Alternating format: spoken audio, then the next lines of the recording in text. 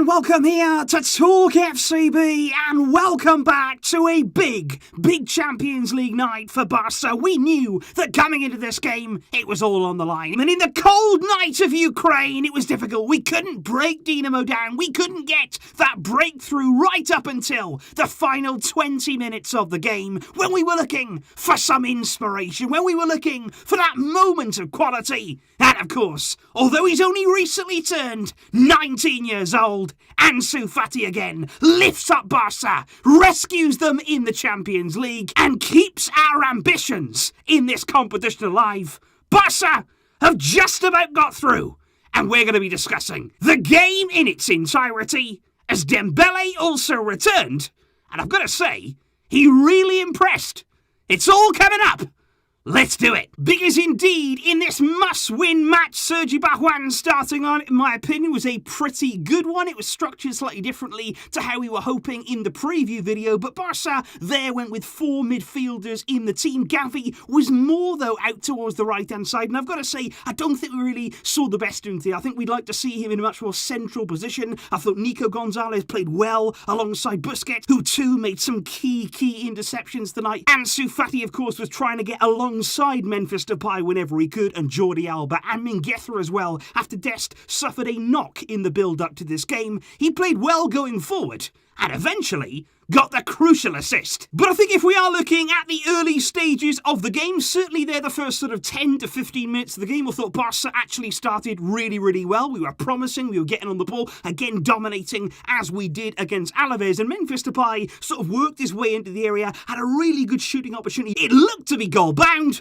but blocked in the end there by Dynamo, and this is never going to be an easy game, because obviously for Barca, we were under massive pressure ourselves tonight, but just this occasion, it's not easy. You saw earlier on tonight Chelsea go away to Malmo. It was also very cold. It was a difficult sort of occasion for them. They only won by a goal to nil, because these teams to face, they're not easy to break down. Dynamo played there with two banks of four. They were really dropping in very deep, very few spaces in behind, and we really struggled to break them down. We had to use the wide areas time and time again, because in the middle, it was completely and utterly there, blocked off by the amount of players that Dynamo there had in their own half. But there were spells in the game where Dynamo did come out and play. I think there was a big save there on 25 minutes in the game. It was Ter Stegen, and it was quite an awkward shot, I've got to say. On the edge of the box there, it was coming through a number of bodies. Ter Stegen would have seen that late, but a really good save there with his feet to keep that one out. And it was so key tonight that we didn't concede that first goal. I think if we went behind in this game, things would have been really complicated for us. As the game went on, Longley actually hit the post. I thought he actually had a pretty good game at centre-back tonight, Longley. He hit the post there. I think from set pieces, we've got to do better. I think sort of Memphis Depay was over many of the crosses.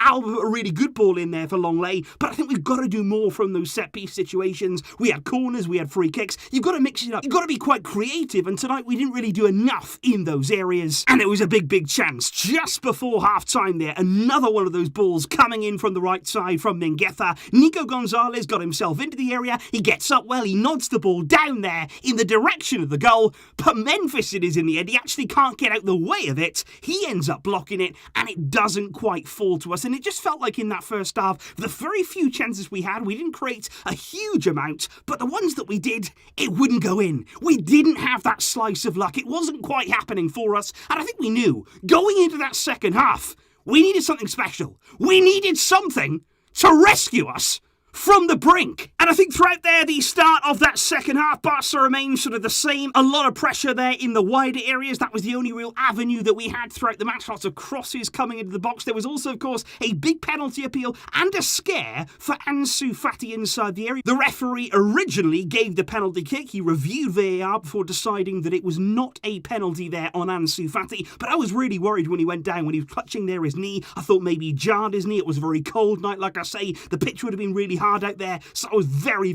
concerned about Ansu, but he was okay. He carried on, and the game was about to change. And it all started for me with the arrival off the bench then after that penalty decision was overturned. On came Ousmane Dembele. Now this is a player that we know in these kind of games can really run at teams, can really try and hurt and penetrate them, something that we hadn't done all game long. And I just think with Dembele's arrival, you could see straight away the kind of breakaway that we had just before we did eventually make the breakthrough, that Dembele, he started to cause them different problems. He started to give Dynamo something different to think about. They're using that pace, cutting in between the lines, and basically they're just injecting a bit of pace, a bit of intensity in our attacking play, and just putting a bit more pressure on the Dynamo defence. And although that didn't lead to anything, up next came the goal. And this was absolute magic, because it starts here on the right-hand side. Like I say, all game long we were going through Mingueza on that right, and it was this time a very, very good delivery, because what we want from that area is not long looping crosses. You want accurate crosses. You want basically passes there into the box to pick someone out on the half volley. That's what Mingueza did, because he puts it in there. You've got Dembele in there again occupying a defender. You've got Memphis in there. That's what you can have when you've got three players on the pitch who can be attack-minded. But it's Ansu coming onto that cross there in stunning style. He hits it on the half volley. He rockets that into the back of the net. What a finish that is. That is an absolute stunner of a goal. And as he runs away there celebrating, rescuing Barca, he dedicates the moment to Sergio Aguero there with the trademark celebration of the Argentine. All of our best wishes and our thoughts right now certainly are with Aguero. And what a moment for this young man, who just continues to reach even greater heights. But even after that breakthrough, I don't think any of us Barcelona fans are sitting back thinking, okay, it's all done now. We're going to be fine. We can relax. We've got our goal. I think it was always going to be a massive first goal, but that wasn't the game done. We still had some big defending to do. We had some nervy moments there in the final stages of the game. And I do have to mention again, big save in the first half from Ter Stegen, and a big save as well in the second there to keep Dynamo into the final 10 minutes there. The nerves were jangling. Really good shot on goal. Looked to be heading towards the top corner. But Ter Stegen, on a day when you needed him, this is when you need your goalkeeper to stand up and make some big saves. He did just that. Strong right hand there, palming the ball away. And we got over the line, keeping that clean sheet. We said coming into this game that if we could keep a clean sheet, we would fancy ourselves to score at least one goal. And in both areas of the field,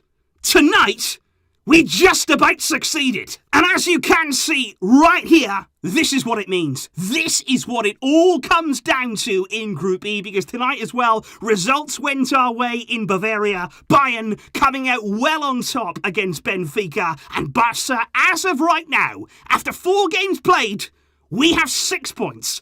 Benfica have 4. Dynamo Kiev have 1, and as you can see right now, there's massive games to come, because that game right there, up next in the Champions League, at home against Benfica, probably with Xavi Hernandez in charge, it's going to decide everything. That game will decide our fate, but because of Ansu Fati and some competent defending, our Champions League hopes are still alive. And of course, guys, in the grand scheme of things, as Barca fans, we wouldn't really expect to be going too overboard about a win against Dynamo Kiev. But like I say, these can be tough games. Doesn't really matter who you are. They can be tricky. It can be difficult to break down teams who do want to effectively park the bus and really make it difficult for you to break them down. But tonight, like I say, we needed that moment of magic. We needed that moment of brilliance. Ansu Fati provided it, and I think there's some really exciting things to come from him, alongside Ousmane Dembele in our attack, who really did make a big impact tonight. Please do let me know all of your thoughts in the comments down below. What did you think of the game, that goal from Ansu, and what this means for our Champions League campaign? Do you believe now that we can make it through, which would be massive for the club? Let me know that down below. Enjoy this win, and especially enjoy that goal. I will see you soon. But until next time, as always, Visca El Barça!